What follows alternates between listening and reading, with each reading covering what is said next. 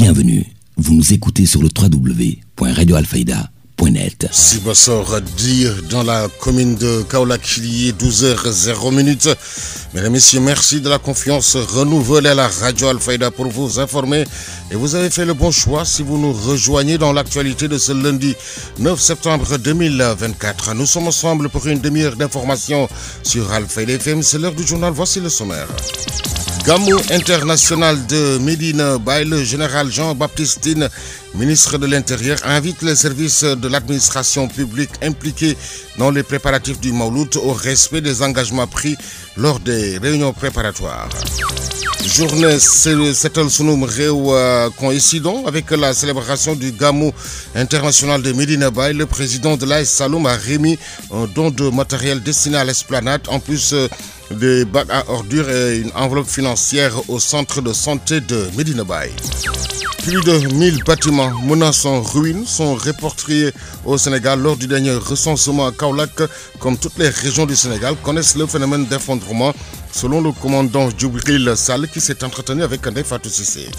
Sur l'international en Algérie, le président sortant Abdelmajid a été réélu pour un deuxième mandat lors de l'élection présidentielle avec près de 95% des voix dans un contexte de forte abstention. Et puis sport, éliminatoire Cannes, Maroc 20-25, Burundi Sénégal à 13h. Le football sénégalais est en deuil avec le décès de l'ancien international Séga Saro, qui s'est éteint à l'âge de 75 ans. La revue des quotidiens, dernière note de ce journal. Mesdames et messieurs, gardez votre confort d'écoute. Le développement, c'est dans une poignée de secondes. Le journal Serigne Moussa Kane. Qui vous dit bonjour. Kodoussek Keneme assure les opérations techniques. En octobre 2021, l'État du Sénégal, à travers ses services, recensait 1446 bâtiments menaçant ruine, dont 627 dans la région de Dakar. Plus de 2 ans après, le problème reste toujours entier avec la réalité que constitue l'effondrement. Ndeye Fatou Cissé. Lorsque on est en face d'un établissement menaçant ruine, le mieux c'est d'éviter d'y pénétrer, le signaler aux autorités qui prendront les mesures qui s'y. Au Sénégal, les effondrements, surtout en période hivernale, mettent en lumière une réalité, celle de la problématique que constituent les bâtiments et autres habitations menaçant ruine. Alors, Kaolack, comme toutes les autres régions du Sénégal, connaît ce phénomène d'effondrement. D'ailleurs, l'année dernière, quand on analyse un peu nos statistiques, on se rend compte que nous avons eu à effectuer 5 sorties pour effondrement ayant occasionné 8 victimes, dont malheureusement une personne décédée. Cette année, malheureusement, ce nombre a légèrement augmenté, passant de 5 interventions à 8 pour le moment. On espère que ça va s'arrêter là d'ici la fin de l'année. Et toujours avec le même lot de victimes, 9 victimes, dont 8 qui ont pu être sauvées et une personne décédés. Il y a un autre constat également qui est fait, c'est que ces interventions pour effondrement sont beaucoup plus présentes durant l'été, certainement dû à l'hivernage qui fragilise davantage certaines structures qui étaient déjà fragilisées, faut se le dire, parce qu'un bâtiment ne s'effondre pas du tic au tac. Le plus souvent, il y a des signes précurseurs et je pense que c'est important de pouvoir les identifier. Le commandant Djibril Sall commande le groupement d'incendie et de secours numéro 3. Très souvent, quand on parle d'effondrement, les gens pensent uniquement aux bâtiments, aux locaux déjà construits. Or, même les clôtures peuvent s'effondrer. Et ça arrive souvent. Et quand ça arrive, malheureusement, parfois, s'il y a des personnes à proximité, ça peut tomber. Donc, en tout cas, tout ce qui est construction, tout ce qui est édifice, même échafaudage, en tout cas, qui menace ruine, doit vraiment être évité. Il faut éviter de s'asseoir à côté pour ne pas être dans le risque de se retrouver sous les décombres en cas d'effondrement. Des bâtiments, édifices et autres constructions menaçant ruine. Une réalité au Sénégal. Prévenir vaut mieux que guérir, dit l'adage. Mais le plus souvent, le constat est amer. Bâtiment menaçant ruine. Ndeye Fatou Cissé lutte contre les inondations à Kaolack. Le groupement d'incendie et de secours numéro 3 dans plusieurs quartiers à cette étape de la saison des pluies. Les résultats sont satisfaisants en ce qui concerne l'évacuation des eaux. Le commandant Djibril Sall, que nous écoutons toujours au micro de Ndeye Fatou Cissé. Effectivement, les pompiers s'activent dans la lutte contre les inondations et pour la région de Kaolack, dans le cadre d'une démarche anticipative, les sapeurs-pompiers depuis fin avril ont commencé par des reconnaissances et ce qu'on appelle un prédéploiement du matériel sur le terrain en vue de mieux prendre en charge ces difficultés que les populations traversent en période hivernale. Et ce qui fait que les opérations de pompage ont démarré avec la forte pluie qui a impacté Kaolack le 7 juillet dernier. Et à date, tous les sites en tout cas qui sont gérés par les sapeurs-pompiers ne connaissent pas pour le moment de débordement et les activités qui sont menées permettent de soulager les populations. Alors à Kaolack, on peut citer des quartiers comme Parcelles Assainies où nous avons 3 sites, notamment à Pelgue, aux Parcelles même, et à Sara Diamaguène. Bien entendu, il y a d'autres sites ponctuels également que nous gérons dans ce secteur. À Sam également, nous avons 3 sites là-bas. À Tchofak, nous avons un site également que nous gérons là-bas avec un bassin où en tout cas le dispositif mis en place permet vraiment de soulager les populations. À l'instant, le commandant Djibril Sall, le ministre de l'Intérieur et de la Sécurité publique, général Jean-Baptiste Tine, a exhorté tous les services de l'État impliqués dans l'organisation du Gamou international de Medina Baye à respecter les engagements pris pour assurer le bon déroulement de cet événement religieux. C'était lors de la réunion nationale. Donc nous sommes bien arrivés au terme de cette réunion nationale qui s'est bien déroulée par la grâce de Dieu. À titre de conclusion, je demande aux représentants des différentes structures de l'État impliquées dans l'organisation du Gamou de Medina Baye de veiller au respect des engagements pris ici devant tout le monde. Deuxièmement, au gouverneur de la région de Kaolack d'assurer le suivi des décisions arrêtées à l'occasion de cette réunion nationale. Et enfin, au directeur général de l'administration territoriale d'assurer le suivi au quotidien de la mise en œuvre des décisions arrêtées au niveau central et territorial, de me rendre compte régulièrement en mettant l'accent sur les difficultés éventuelles et ce jusqu'à la fin du Gamou. Mesdames et messieurs, merci pour votre participation très active. Merci pour la ponctualité. Vous suivez le journal. Si vous nous rejoignez dans l'actualité de ce lundi 9 septembre 2024, l'info se poursuit sur le www.radioalfayda.net. Je vous le disais en titre, le président de l'AS Saloum, Elhadji Fallou Kébé, a participé à la journée nationale de nettoiement organisée ce week-end à l'esplanade de la grande mosquée de Medina Baye pour préparer la Cité Sainte à accueillir sereinement les pèlerins. Le président des 72 heures de Saloum n'a pas lésiné sur les moyens. Il est ici au micro de Chartigan Diagne. Je suis là aujourd'hui en tant que talibé, en tant que fils de Kaolack, pour donner une contribution sur la préparation du Mawlud et le projet de nettoiement que le président de la République et le Premier ministre a déclaré depuis la première édition. Je crois que ça montre que les choses commencent à changer. Les méthodes, les populations, les commerçants, les chefs religieux, ils sont conscients que vraiment il est l'heure qu'on donne leurs moyens et une participation. Je sais qu'ici à Medina Baye, c'est une zone qui accueille vraiment 4 zones, donc Guinée, Conakry, Gambie. Donc je crois que c'est normal aujourd'hui, en tant que fils de la région, de venir donner un petit matériel de nettoiement pour un don de participation au nom de mon club, de mon association de Kaolack. Donc je crois que c'est une petite geste que vraiment, je n'ai pas le droit de dire quelques mots parce que je suis né ici à Kaolack et j'ai le droit. Chaque fois que tu es présent dans les lieux de sport ou bien des cérémonies, je lance un appel à que les Kaolackois doivent venir. Je crois que ça, je le fais, mais en même temps, je fais juste pour donner des idées, de motiver les jeunes, les hommes d'affaires ou bien les commerçants, de donner leurs moyens, de ne pas laisser l'État ne peut pas faire tout. C'est que Kaolack, c'est notre Kaolack. Donc je crois que ce qu'a déclaré le ministre, ce n'est pas lui seul qui peut faire déclarer Kaolack, mais la commune et le conseil départemental. Je crois que je lance un appel à les bonnes volontés de venir appuyer les autorités pour que Kaolack va changer.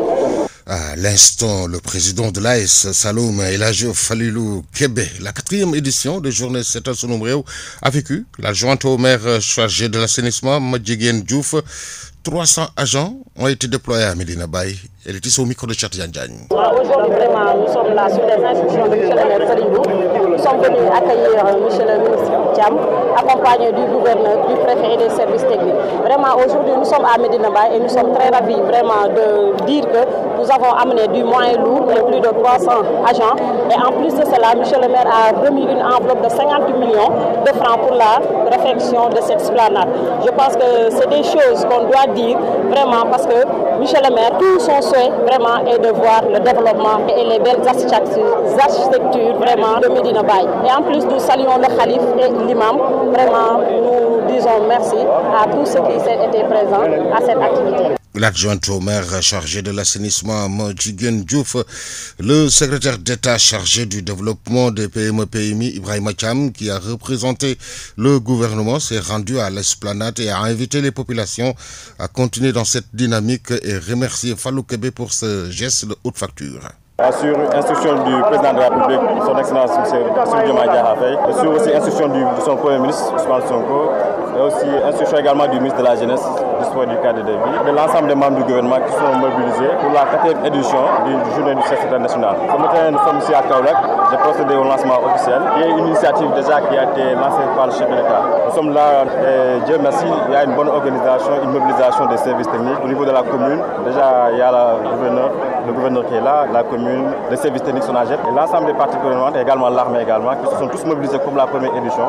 Et ça donne un sentiment de satisfaction. Parce que chaque édition, on voit de plus en plus un engagement très déterminé, même si on ne communique pas. On voit déjà que le projet, Setal Sunum Réew, commence à être approprié par nos concitoyens. Nous sommes ici à Kaolack depuis ce matin, et vu l'engagement et la mobilisation, nous sommes rassurés par rapport à cette initiative. Je profite également de cette occasion pour féliciter quand même M. Fallou Kébé, qui a pris l'initiative quand même d'offrir un lot de dons de matériel, des balais, tout ce qui va avec, aux membres du comité d'organisation du Gamou de Medina Baye. Donc je le félicite et je l'encourage au nom du gouvernement du Sénégal. Féliciter également les populations de Kaolack qui nous ont bien accueillis et qui ont montré une détermination quand même à cette journée. Ça commence à être approprié. Ce matin, j'ai vu quand même le ministère de la Jeunesse mobilisé comme toujours. Il y a les organisations communautaires comme le Badian Nogor, les communes, les collectivités. Ça donne un sentiment d'appropriation.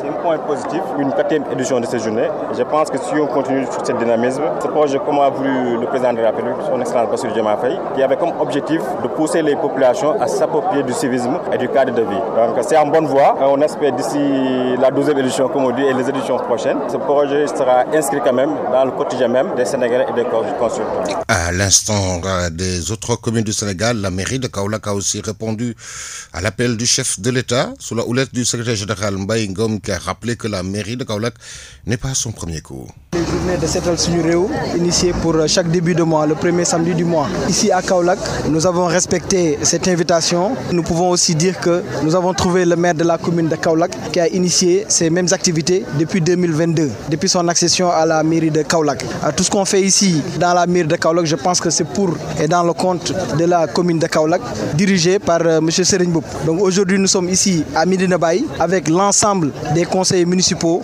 les adjoints maires, mais aussi les employés municipaux, les chefs de service aussi, ils sont venus en masse pour participer à cette journée. Il ne faut pas oublier aussi que le maire Serigne Mboup dirige beaucoup d'entités ici à Kaolack. Les représentants du cœur de ville de Kaolack sont là, la chambre de commerce est là, mais aussi tout le mouvement de la jeunesse And Nawlé And Liguey derrière Serigne Mboup est là aussi pour participer à cette activité et dire que Serigne Mboup, ce n'est pas sa première fois, depuis 2 ans, bientôt 3 ans qu'il mène ces activités. C'est pour ça aujourd'hui vous avez vu la touche exceptionnelle du maire Serigne Mboup et de tous les acteurs qui accompagnent Serigne Mboup. Alors au-delà quand même de cette journée, donc on l'a vu, on prépare activement quand même le Gamou de Medina Baye. Serigne Mboup, je pense depuis 15 ans, participe financièrement mais en matériel pour le Gamou de Medina Baye. Depuis aussi son accession à la mairie de Kaolack depuis 3 ans, ça va être son 3e Gamou, a mobilisé aussi beaucoup de moyens matériels pour déjà nettoyer, éclairer, curer, rembler Medina Baye. En plus de ce qu'on fait d'habitude, aider les familles religieuses mais aussi les démunis, je pense que cette semaine, nous allons aussi déployer des denrées alimentaires. Nous allons aussi déployer beaucoup d'eau pour vraiment apporter notre touche à la commune de Kaolack pour le Gamou Medina Baye. Sachant qu'il y a 2 ans, nous avions fait pareil avec un budget de 50 millions. L'année dernière, c'était exceptionnel avec un budget de 109 millions, dont une partie qui provient vraiment de la poche du maire Serigne Mboup. Cette année aussi, nous allons participer financièrement, mais aussi en denrées au Gamou 2024 de Medina Baye et aussi de Kaolack, parce qu'il n'y a pas que Medina Baye qui fait des Gamou, il y a aussi 5 autres familles religieuses, en tout cas sites religieux ici à Kaolack. Le secrétaire général de la mairie de Kaolack, Mbaye Gaum, la municipalité a déployé 500 agents ainsi que des moyens techniques. Il compte maintenir ce cap qui est de s'investir davantage dans des actions de citoyenneté.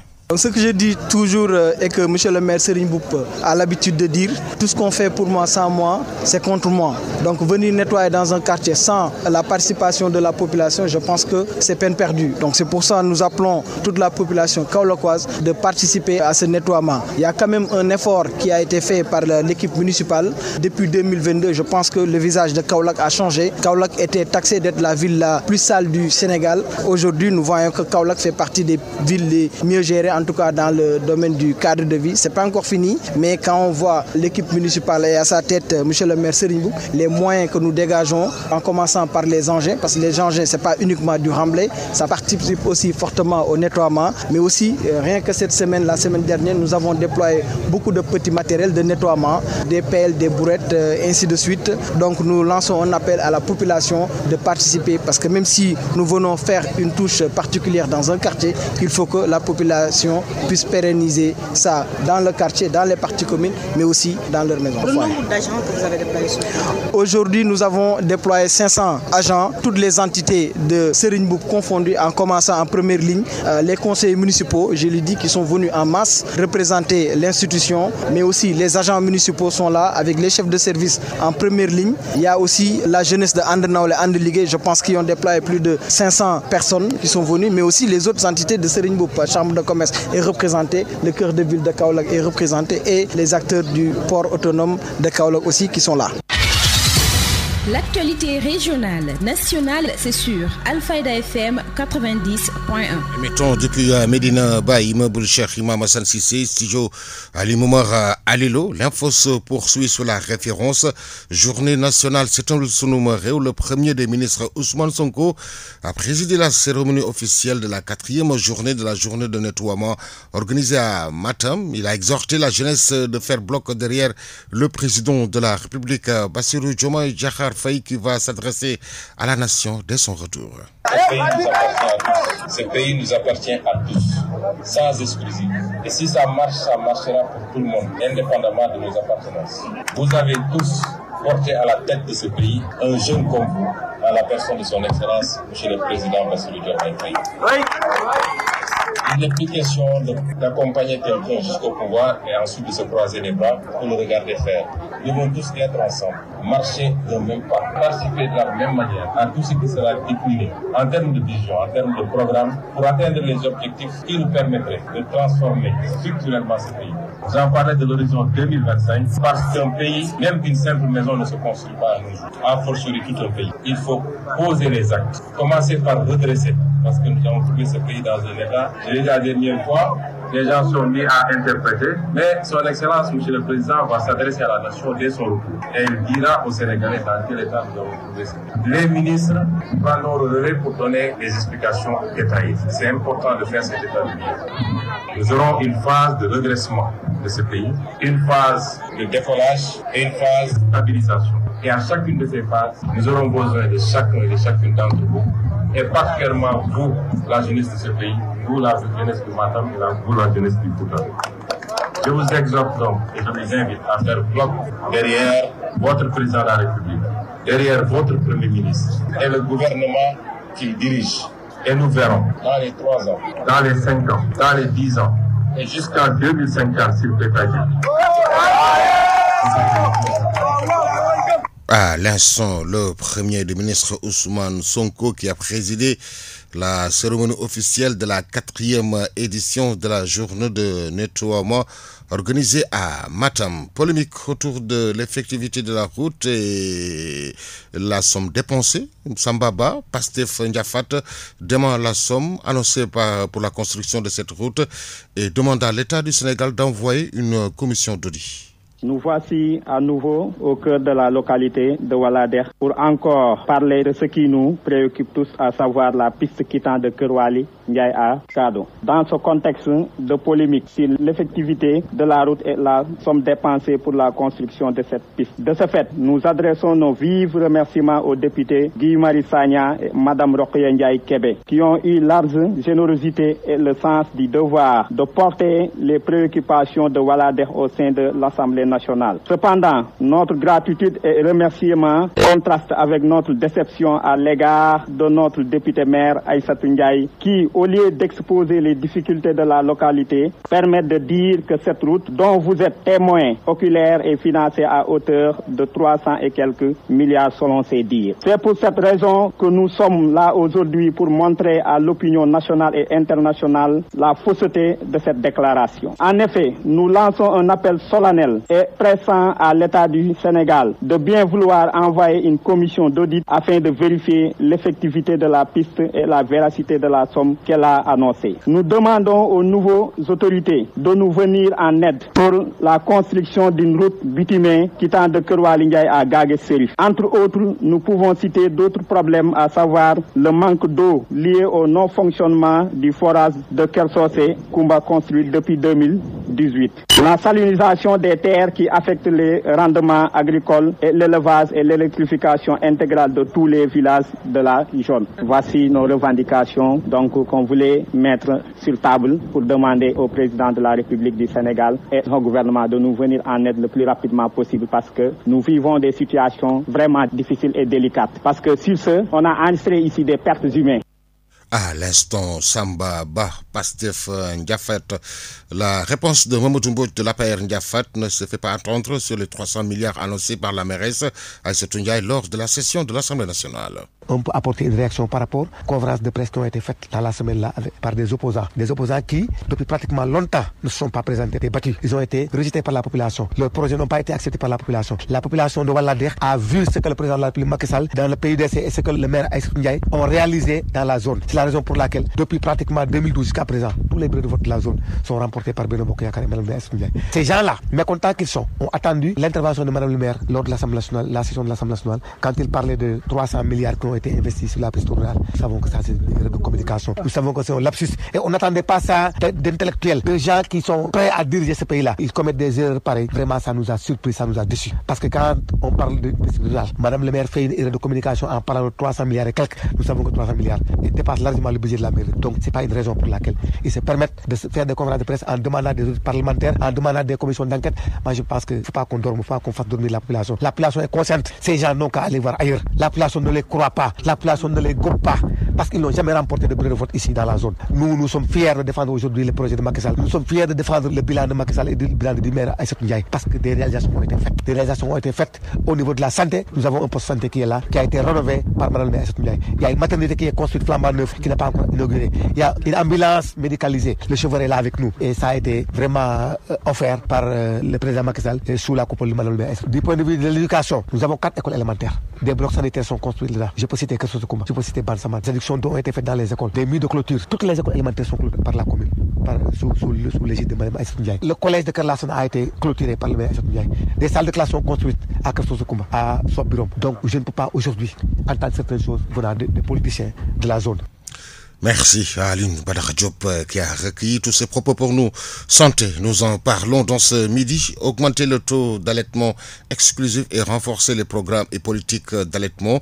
Dr Ndiembe Ndiaye, chef de l'unité de néonatologie, sur l'importance de l'allaitement maternel. Le premier lait qui sort du sein de la maman, ça on appelle le colostrum, c'est le premier vaccin de l'enfant. Ce colostrum-là va contenir en fait des anticorps que nous on a capitalisés et qu'on va transmettre à notre bébé quand on l'allaite ces anticorps vont protéger ce bébé-là le temps que son système immunitaire à lui-même puisse prendre le temps de se développer et de développer ses propres défenses. Donc un enfant, on le dit encore une fois, n'a pas besoin d'eau s'il est allaité correctement au sein jusqu'à 6 mois. À partir de 6 mois, maintenant, l'eau qu'il y a dedans ne suffit plus. D'ailleurs, tous les autres nutriments. Et là, on passe à la diversification alimentaire, on lui donne de l'eau, etc. Pendant la grossesse, il y a une distension de l'utérus qui contient le bébé. Et après l'accouchement, cet utérus-là doit se rétracter le plus rapidement possible. Si cet utérus ne se rétracte pas, il y a des risques de ce qu'on appelle les hémorragies du postpartum. Le fait de donner le sein au bébé chez une femme qui vient d'accoucher contribue à la rétraction justement de cet utérus, donc contribue à prévenir ces hémorragies-là du postpartum qui sont extrêmement dangereuses pour les femmes. Une femme qui accouche, qui a un bébé, tant qu'elle allaite normalement, c'est-à-dire quand on dit normalement, c'est minimum 8 tétés par jour, elle ne risque pas de tomber enceinte. Et là, c'est ce qu'on appelle la méthode de l'allaitement maternel et de l'aménorrhée, c'est-à-dire elle ne revoit pas ses règles tant qu'elle allaite, mais il faut que cet allaitement-là soit optimal, c'est-à-dire qu'elle le fasse assez fréquemment pour avoir cet effet-là contraceptif. Actualité internationale. Sur l'international en Algérie, le président sortant Abdelmajid a été réélu pour un deuxième mandat lors de l'élection présidentielle de ce week-end avec près de 95 des voix dans un contexte de forte abstention. C'est une série de brèves réalisées par nos partenaires de la Voix de l'Amérique. En Algérie, le président sortant Abdelmajid Tebboune a été réélu avec environ 95% des voix lors de l'élection présidentielle de samedi. Un scrutin toutefois marqué par une participation jugée faible. Actualité internationale.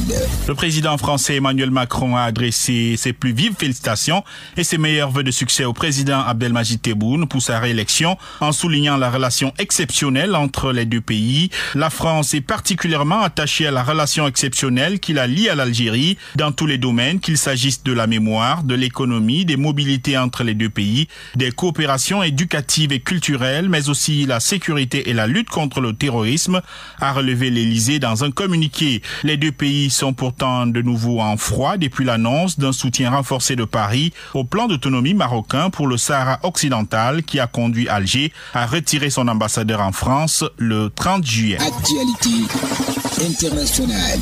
Au Soudan, 21 personnes ont été tuées dimanche dans des tirs imputés aux paramilitaires des FSR, forces de soutien rapide, sur un marché de Sénar dans le sud-est. Selon le réseau des médecins soudanais à l'origine de cette information, plus de 70 personnes ont été blessées dans cette attaque qu'il a attribuée au FSR du général Mohamed Hamdan Daglo qui combattent contre l'armée du général Abdel Fattah al-Burhan. L'état de Sénar qui abritait déjà avant les combats plus d'un demi-million de déplacés selon l'Organisation mondiale pour les migrations relie le centre du Soudan au sud-est contrôlé par l'armée et où des centaines de milliers d'autres déplacés ont trouvé refuge. Actualité internationale. La diplomatie soudanaise a vivement réagi à un rapport d'experts des Nations Unies qui appelle à la mise en place d'une force indépendante et impartiale pour protéger les civils en pleine crise humanitaire. Ce rapport, publié juste avant une session du Conseil, est perçu par le gouvernement soudanais comme une preuve du caractère politique et illégal de cet organe. Actualité internationale.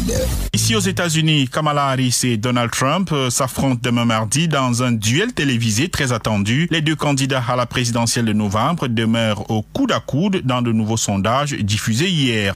L'ancien membre du cabinet de guerre israélien Benny Gantz a estimé hier à Washington qu'il était temps pour Israël de s'occuper de la situation dans le nord du pays face au Hezbollah libanais et appelé à faire face à l'Iran. Le Hamas, c'est une vieille histoire. La question de l'Iran et de ses mandataires dans toute la zone et ce qu'il s'efforce de faire, c'est la vraie question, a déclaré Benny Gantz qui participait à un forum de discussion sur le Moyen-Orient dans la capitale américaine. Monsieur Gantz, un ancien chef de l'armée et chef du parti de l'Union nationale, a quitté la coalition gouvernementale en juin après avoir participé au cabinet de guerre du Premier ministre Benjamin Netanyahou, mis en place après l'attaque du Hamas, un cabinet depuis dissous. Et sport.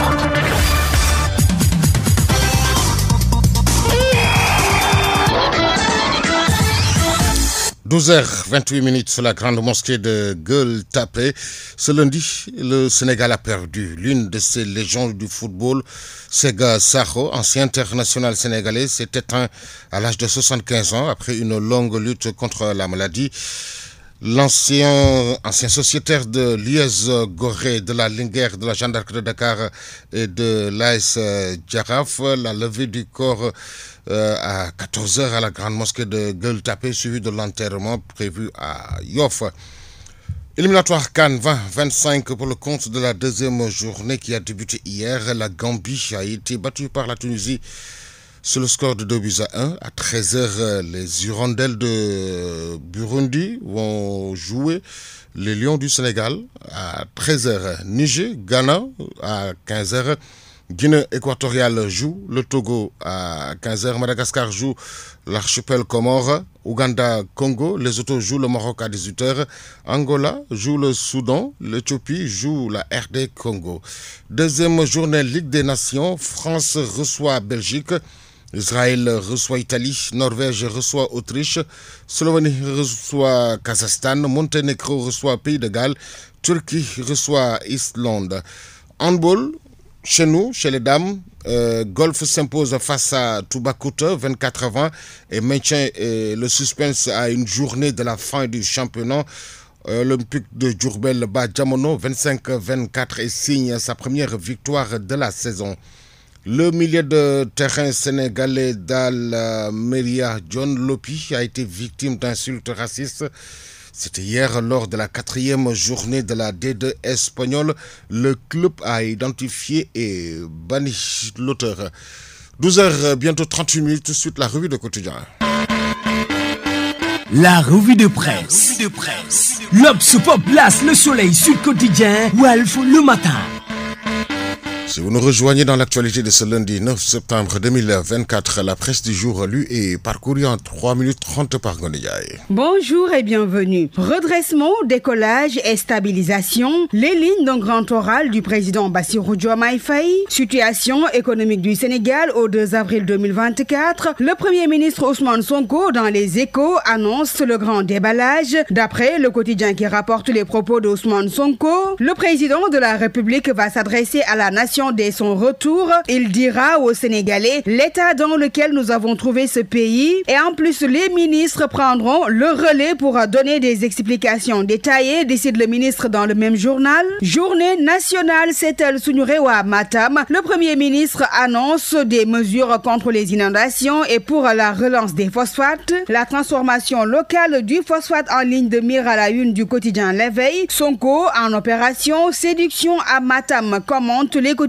comme révélation, Bisbi le jour et la dépêche. Le projet a dans sa phase de matérialisation. Ousmane Sonko dans Yor Yénikai. Matam bientôt poumon économique grâce à la transformation du phosphate. 4e édition, Seetal Suñu Réew. Mobilisation tout azimut pour restaurer le cadre de vie. Affiche le quotidien national Le Soleil. Et puis un autre sujet à la une des quotidiens parus ce matin. Propos anticonfrériques de Cheikh Oumar Diagne. Kaolack, Tivaouane et Touba demande son limogeage, informe Révélation. Colère des Tariqa contre Cheikh Oumar Diagne. Blocage de l'Assemblée nationale, commissaire Keïta arrêté. Crise religieuse et institutionnelle, note à ce sujet le quotidien Dakar Times, qui estime que commissaire Keïta est le 4e prisonnier politique sous l'ère Diomaye Sonko après Bah Diakhaté, Imam Ndao et Ahmed Suzanne Camara, tout en exposant les craintes d'une dissolution de l'Assemblée nationale le 12 septembre. Arrestation de commissaire Cheikhouna Keïta, restriction des libertés. Le mouvement Force Dolel Askanui dans le quotidien interpelle Human Rights Watch. S'intéressant à la politique, 2 minutes pour lire l'essentiel évoque ce matin plusieurs ténors de Benno Bokk Yakaar convoqués, les députés en sursis, la déclaration de politique générale piégée, Amadou Ba face à son adversaire. Parlant de Amadou Ba, la critique nous dit qu'il fait son DNR, c'est-à-dire déclaration de nouvelles responsabilités. Nouveau parti politique, Amadou Ba plonge, mentionne Besbi le jour. Et puis conjoncture difficile, plus de 500 candidats à l'immigration irrégulière déboutés, souligne la Tribune, pendant que Le Quotidien fait écho d'un chavirement d'une pirogue transportant des candidats à l'immigration. À Hambourg, plus de 200 disparus, 4 corps repêchés, 4 rescapés transportés à l'hôpital. Dimanche de drapeau en berne, titre Source A. Près de la gare routière de Rufisque sur l'autoroute à péage, un contrôle conteneur s'effondre sur 7 véhicules. Un incendie ravage une partie de camp Abdou Diassé. Recrudescence de l'insécurité et de la criminalité à Dakar. Une agression filmée aux HLM, à en croire à nos confrères du journal Grand Panel. Un taximan s'est taillé avec le butin de 3 millions de francs CFA des agresseurs arrêtés. Terminons en sport football. Sénégal-Burundi ce lundi. Alioune Cissé dans le Dakarois Sport persiste sur son 3-5-2 malgré la vague de critiques. En tout cas pour Rewmi Sport, c'est un match pour rectifier le tir. C'était tout pour la revue des titres. Merci de l'avoir suivi et très bonne lecture. Alfayda FM 90.1. C'est la fin de cette édition. Merci à Kodosek Keneme qui en a assuré la partie technique. Merci à toute l'équipe qui a permis à sa réalisation. La rédaction en chef a été assurée par Elaji Ibrahima Gaye. Était devant ce micro Serigne Moussa Kane. L'info revient dans moins de 25 minutes. Ce sera un Wolof avec Mariam Abba. Tout de suite, le rappel de ce qui a fait l'essentiel de ce 12 heures. Gamou international de Medina Baye, le général Jean-Baptiste Tine, ministre de l'Intérieur, invite les services de l'administration publique impliqués dans les préparatifs du Mawlud au respect des engagements pris lors des réunions préparatoires. Journée Setel Sunum Reu coïncidant avec la célébration du Gamou de Medina Baye. Le président de l'AS Saloum a remis un don de matériel destiné à l'esplanade, en plus des bacs à ordures et une enveloppe financière au centre de santé de Medina Baye. Plus de 1000 bâtiments menaçant ruines sont répertoriés au Sénégal lors du dernier recensement. Kaolack, comme toutes les régions du Sénégal, connaissent le phénomène de l'effondrement.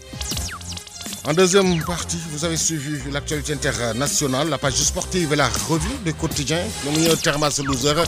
Mesdames et messieurs, merci de nous avoir accueillis dans l'intimité de chez vous. Excellente suite des programmes sur la 90.1. Le journal Serigne Moussa Kane.